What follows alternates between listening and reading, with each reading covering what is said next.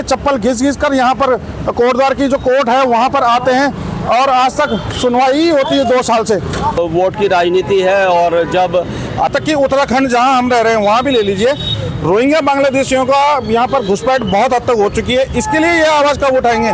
क्योंकि दिल्ली में जो बांग्लादेशी रोहिंग्या हैं उन्होंने पूरा दिल्ली घेर लिया है। वहाँ के लिए मानव अधिकार आयोग मर जाता है, मौन धारण कर लेता है, चुप्पी साध लेता है। दोस्तों, क्या खूब कहा है किसी ने, जरूरत पड़ने लगी है अब मुझे चश्मे की। वो क्या है ना कि लोगों के धोखे अब मुझे नज़र नहीं आते खुली आंखों से। देखिए किस प्रकार यहाँ पर आज यहाँ मानव अधिकार संघ ने कोटद्वार में आपका शटर डाउन का आयोजन किया हुआ है, जो कि बांग्लादेश में अल्पसंख्यक हिंदुओं पर जो अत्याचार हो रहे हैं उनके विरोध पर यहाँ पर बाजार बंद का आह्वान किया हुआ है।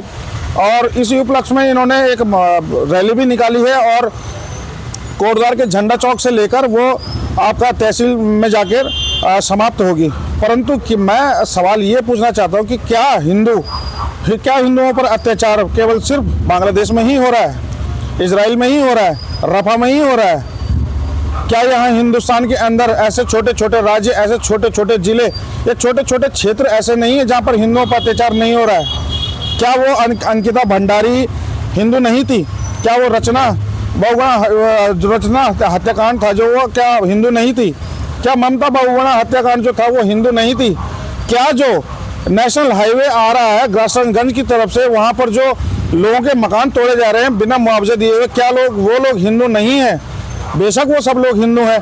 क्या वो विधायक नहीं है? वो विधायक हिंदू नहीं था जिसने अंकिता भंडारी हत्याकांड में वो रातों रात वो होटल तोड़ दिया?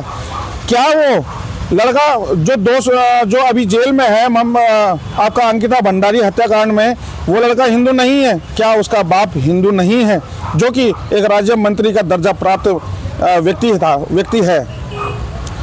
तो मैं जानना ये चाह रहा हूँ और पूछना ये चाह रहा हूँ, मेरा विषय ये है कि ठीक है, माना बांग्लादेश में हिंदुओं पर अत्याचार हो रहे हैं, आप उनके लिए आवाज़ उठा रहे हैं, ठीक है, बहुत अच्छी बात है, एक बार नहीं 10 बार उठाइए।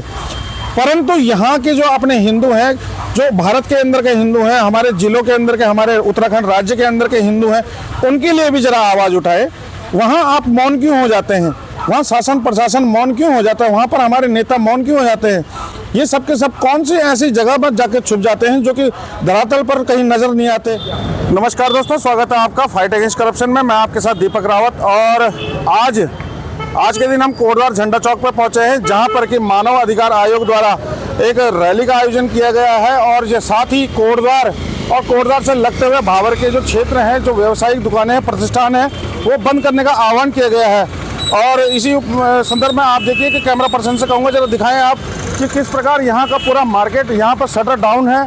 और जो बांग्लादेश में जो अल्पसंख्यक हिंदू हो गए हैं, अब उनके प्रोटेस्ट में यहाँ पर उनके लिए यहाँ पर भी आंदोलन स्वरूप आवाज़ उठाई जा रही है। और मानव अधिकार आयोग समय समय पर यह तो कार्य करता है, समझ में आता है, परंतु ये मानव अधिकार आयोग उस समय मानव अधिकार आयोग उस समय कहाँ चला जाता है जब कोटद्वार में उत्तराखंड के अंदर जैसे अंकिता भंडारी हत्याकांड होता है। उस समय मानव अधिकार आयोग कहाँ चला जाता है जब 2 साल तक उसके माँ बाप अपने चप्पल घिस घिस कर यहाँ पर कोटद्वार की जो कोर्ट है वहाँ पर आते हैं और आज तक सुनवाई होती है 2 साल से। वहाँ पर एक जो वीवीआईपी का नाम उजागर करने की बात होती है, वहाँ पर मानव अधिकार आयोग चुप हो जाता है, मौन धारण कर लेता है। और जैसे अंकिता भंडारी हत्याकांड से लगता हुआ ही रचना हत्याकांड है, ममता हत्याकांड है, और यहाँ पर कोटद्वार में और भी बहुत सारी समस्याएं हैं, अपने क्षेत्र की समस्याएं, अपने राज्य की समस्याएं, अपने देश की समस्याएं, अपने देश का हिंदुओं के बारे में न सोच कर ये वहाँ के इंटरनेशनल बांग्लादेशी हिंदुओं के लिए यहाँ उत्तराखंड में प्रोटेस्ट होते हैं। किस प्रकार और किस संदर्भ में और किस हिसाब से होते हैं ये तो समस्या परे है, पर आपसे जानना चाहूँगा कि ये होते हैं तो किस प्रकार होते हैं, किस प्रकार आयोजित होते हैं और क्यों आयोजित होते हैं? क्या इनका मोटो है, क्या इनका रिलीजन है, क्या इनका सोचना है, क्या इनका कहना है और क्या इनका मानना है? आप देखिए कि यहाँ पर पूरा झंडा चौक इस समय पर शटर डाउन है। यहाँ पर मुश्किल से 1-8 दुकानें ही खुली हुई हैं, जैसे मेडिकल स्टोर खुला हुआ है। यातायात की व्यवस्था तो सुचारू रूप से पुलिस वाले कर ही रहे हैं, परंतु आप देखिए कि दिल्ली में जो बांग्लादेशी रोहिंग्या हैं उन्होंने पूरा दिल्ली घेर लिया है। वहाँ के लिए मानव अधिकार आयोग मर जाता है, मौन धारण कर लेता है, चुप्पी साध लेता है, परंतु यहाँ पर वहाँ के हिंदुओं के ऊपर अत्याचार होते हैं तो यहाँ पर प्रोटेस्ट चलता है, यहाँ पर धरना प्रदर्शन चलता है, यहाँ पर बंद की जाती है। यह अर्थव्यवस्था यहाँ का जो एक नॉर्मल दुकानदार है वो क्या 2 पैसे की दिहाड़ी अपनी करने से भी वंचित हो जाता है, परंतु यहाँ पर किसी का कान में जू नहीं रेंगती। ये सब देन है भ्रष्ट सिस्टम, भ्रष्ट शासन, भ्रष्ट तंत्र और भ्रष्ट लोगों की वजह से यहाँ पर ये सब होता है। आइए जानेंगे, यहाँ पर हमारे साथ में एक श्रमजीवी पत्रकार श्री थापा जी भी हैं और उनसे भी जानेंगे। और दादा नमस्कार, उनसे भी जानेंगे, उनके विचार भी सुनेंगे कि क्या कुछ वो आज के मुद्दे पर कहना चाहते हैं। थापा जी नमस्कार। थापा जी, आज जो मानव अधिकार आयोग ने ये बांग्लादेश में जो अल्पसंख्यक हो गए हैं हिंदू, उनके लिए यहाँ पर प्रोटेस्ट किया है, यहाँ पर शटर डाउन का आह्वान किया हुआ है, क्या कुछ कहेंगे इस बारे में? ये होना चाहिए नहीं होना चाहिए? ये अच्छी बात है। हम सभी लोगों का कर्तव्य होना चाहिए, चाहे छोटा दुकानदार हो, चाहे बड़ा दुकानदार हो, या कोई भी हो, व्यापारी हो। और देश के साथ चलने वाली बातें, हिंदुओं के साथ जिस प्रकार से बांग्लादेश में अत्याचार हो रहा है, निसंदेह एक बहुत ही गलत काम है और का एक अच्छा निर्णय होना चाहिए। हिंदू होने के नाते हमें जो उन हिंदुओं के लिए तैयार रहना चाहिए। अच्छा, तो उन हिंदुओं का क्या है जो जहाँ ये आज उत्तराखंड में प्रोटेस्ट चल रहा है, यहाँ के हिंदुओं का क्या? जैसे कि अंकिता भंडारी हत्याकांड ले लीजिए, रचना हत्याकांड ले लीजिए, ममता हत्याकांड ले लीजिए। जो अंकिता भंडारी के माँ बाप 2 साल से डोप सिरकोट से यहाँ पर कोर्ट में पेशी के लिए आते हैं, एक वीवीआईपी की जांच के लिए कहते हैं, उनके नाम उजागर करने के लिए कहते हैं, वो नहीं होता है। वो हिंदुओं के लिए क्यों प्रोटेस्ट नहीं करते यहाँ पर सरकारें? क्यों नहीं प्रोटेस्ट करते यहाँ पर लोगों ने हिंदुओं के लिए? तो देखिए, ये तो वोट की राजनीति है। और जब अभी अगर यही समय अंकिता भंडारी जो बहन के साथ जिस प्रकार से जघन्य हत्याकांड हुआ है, और अगर यही समय कांग्रेस के समय होता तो फिर वो जो है बीजेपी बहुत ज़्यादा प्रोटेस्ट करती, बहुत ज़्यादा सड़कों पे उतरती। और मैं तो ये कहता हूँ कि हर पार्टी में पूरी तरह से कोई सही नहीं है, पूरी तरह से कोई गलत नहीं है, चाहे वो कांग्रेस हो चाहे बीजेपी हो। और सही को सही और गलत को गलत कहने का हमें मादा होना चाहिए। और आज हम बस क्या है कि एक वोट बैंक के चक्कर में या अपनी जो पार्टी को के लिए हम गलत ना कह पाएँ, बस ये ऐसा नहीं है। कई बीजेपी वालों से हमारी बातें होती है, वो कहते हैं कि ये बहुत गलत हुआ और उनको सज़ा मिलनी चाहिए, लेकिन खुल के वो जैसे अभी दूसरे मुद्दों पर खुलकर आते हैं, लेकिन उस मुद्दे पर वो खुल के नहीं आने। और बीजेपी को भी मैं ये कहूँगा कि अभी तो मामला कोर्ट में है और उनसे जब हमारी बात होती है, जब पत्रकार हम जब बात करते हैं तो कहते हैं कि मामला कोर्ट में लंबित है और हमने जो भी हमारी तरफ से सरकार की तरफ से कार्रवाई होनी थी वो हो गई है।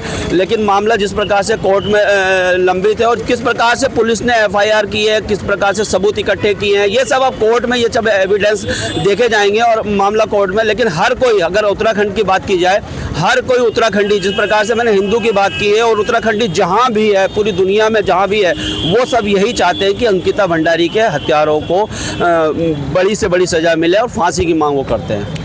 अच्छा, दिल्ली में जो रोहिंग्या बांग्लादेशी, दिल्ली ही नहीं इस देश में असम ले लीजिए, आपका एमपी ले लीजिए, छत्तीसगढ़ ले लीजिए, महाराष्ट्र ले लीजिए, मुंबई ले लीजिए, यहाँ तक कि उत्तराखंड जहाँ हम रह रहे हैं वहाँ भी ले लीजिए, रोहिंग्या बांग्लादेशियों का यहाँ पर घुसपैठ बहुत हद तक हो चुकी है। इसके लिए ये आवाज़ कब उठाएंगे?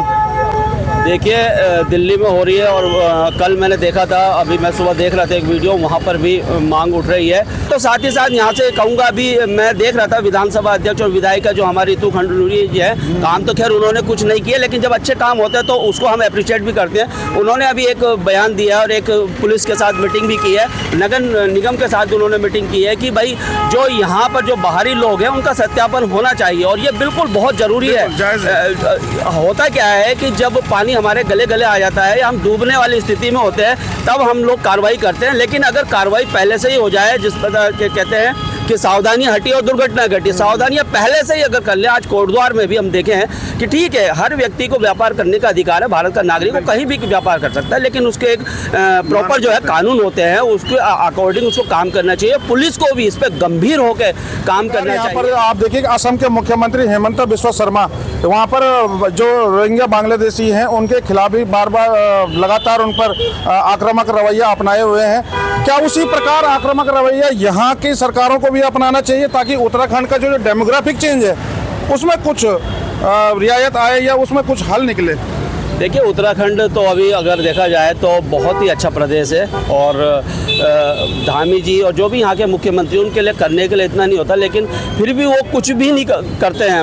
मैं कह रहा हूँ अभी जैसे हम कोटद्वार की बात करें, होना चाहिए बिल्कुल सत्यापन होना चाहिए। कोटद्वार की बात करें, कोटद्वार गढ़वाल का प्रवेश द्वार है और यहीं से यूपी और आपका उत्तराखंड दोनों लगा हुआ है, तो संवेदनशील क्षेत्र है ये। कहीं ऐसा नहीं है कि कोई संवेदनशील क्षेत्र नहीं है कभी भी। और अभी हम देख रहे हैं जिस प्रकार की घटना है, तो किस प्रकार का व्यक्ति, शायद यहाँ पर कई रोहिंग्या हो, कई बांग्लादेशी यहाँ पर हो, ऐसा हो सकता है। आप प्रॉपर उसकी जो छानबीन होनी चाहिए, प्रॉपर सत्यापन होना चाहिए, हर व्यक्ति का एक सत्यापन होना चाहिए। आप मेरा भी सत्यापन करा सकते हैं, ये नहीं कि किसी का, हर व्यक्ति का सत्यापन होना चाहिए और इस प्रकार की ढील बिल्कुल नहीं होनी चाहिए। और अब सरकारों को, बस उत्तराखंड की सरकार को ये कहूँगा कि एक आने वाले समय में ये एक गंभीर चीज़ हो सकती है, क्योंकि ऐसे जो एलिमेंट होते हैं वो हर समय ऐसी जगह जाने का प्रयास करते हैं, क्योंकि ये क्या करते हैं कि बहुत दिनों तक एक जगह पर रहते हैं और फिर जब कार्रवाई करनी होती है तो फिर तब वो कार्रवाई करने के लिए दूसरी जगह हो जाते हैं। तो ऐसी सुरक्षित जगहों को वो ढूंढते भी हैं। तो ये एक गंभीर चिंतन का विषय है, इस पर कार्रवाई होनी चाहिए, सत्यापन होना चाहिए। क्या हिंदू अल्पसंख्यक बांग्लादेश में ही है? मानवाधिकार आयोग द्वारा जो यहाँ पर रैली का आयोजन किया जा रहा है, सर यहाँ पर जो उत्तराखंड के मेन मुद्दे हैं, जैसे अंकिता भंडारी हत्याकांड, उसके लिए भी एक मार्च निकल जाता तो अच्छा रहता है। उसके लिए आपके विचार? देखिए, आज ये हमारे व्यापारी भाइयों द्वारा संपूर्ण बंद कोटद्वार का किया गया है और उनके सहयोग के लिए सभी लोग, हम लोग खड़े हैं, क्योंकि आप सभी को ज्ञात है कि किस तरह से बांग्लादेश में हिंदुओं के साथ अत्याचार हो रहा है और उसके विरोध में हम लोग आज इसमें जुड़े हुए हैं। और जहाँ तक है हमारे अंदरूनी जितने भी मामले हैं उन पे लगातार सरकार कार्य कर रही है। 2 साल हो चुके हैं अंकिता भंडारी हत्याकांड को, वो भी हमारे गढ़वाल की बेटी थी, वो भी हिंदू ही थी। और जिस वीवीआईपी पे ये इल्जाम लग रहे हैं, जिनका नाम उजागर करने की बार बार बात हो रही है, वो भी हिंदू ही है और जो जो विधायक है वहाँ की वो भी हिंदू ही है। बाजार बंद, परंतु 2 साल से कोई जो पूरे कोटद्वार में बाजार बंद समस्याओं से जुड़े हुए लोग होते हैं वो ही आते हैं वहाँ पर। प्राय देखा ही जाता है कि और लोग नहीं आते जो शासन प्रशासन में होते हैं। सही हो गया, दायित्व नहीं बनता है इनके लिए बोलना। देखिए, आप माननीय हम शुभम कोर्ट में एक केस चल रहा है और माननीय कोर्ट का सभी लोग सम्मान करते हैं और जो भी फैसला होगा कोर्टों का, वो लगातार सबकी नजरें उस पर हैं और जो फैसला होगा वो सही होगा। बेटी को न्याय मिलेगा, उत्तराखंड की बेटी को हमेशा न्याय मिलेगा, उसके लिए भी हम सब एकजुट। एक सवाल अंतिम और पूछना चाहूँगा कि आज जैसे वहाँ के हिंदुओं के लिए मार्च अच्छी बात है, हो रहा है, इसके लिए भी कोई कार्य पार्टी द्वारा होना चाहिए या जो शासन में है जो पार्टी है उससे भी होना चाहिए? जैसे दिल्ली में रोहिंग्या बांग्लादेशियों की घुसपैठ बढ़ चुकी है, उत्तराखंड में भी बढ़ चुकी है, असम में बढ़ चुकी है, महाराष्ट्र में बढ़ चुकी है, मुंबई में बढ़ चुकी है, MP छत्तीसगढ़ में बढ़ चुकी है, उसके लिए भी एक आह्वान कर दिया जाए तो? देखिए, लगातार उसमें मैंने आपको पहले भी बताया है, ये माननीय कोर्ट में है और जब जिस समय जरूरत थी सारा क्षेत्र के सारे जनप्रतिनिधि हो या व्यापारी हो, सबने विरोध किया है। मुर्दाबाद, मुर्दाबाद, बांग्लादेश मुर्दाबाद, मुर्दाबाद,